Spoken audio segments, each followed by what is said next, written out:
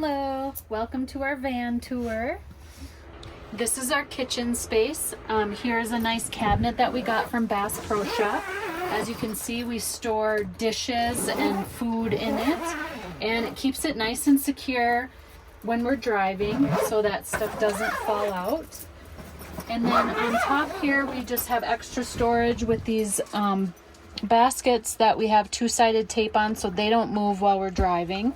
And then we have our fridge and freezer system, which is pretty nice to keep all of our stuff cold and frozen while we are camping. And here's our power system, which runs all of our electronics, including our fridge and freezer.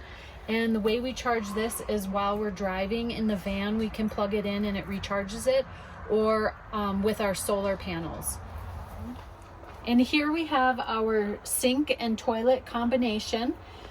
We just have this board on top of the sink for extra counter space, but it is our hand washing sink. And what's really nice about this hand washing sink is we just pump the water and to wash our hands, and then the water actually goes into the holding tank of the toilet, so then we use that water to flush the toilet.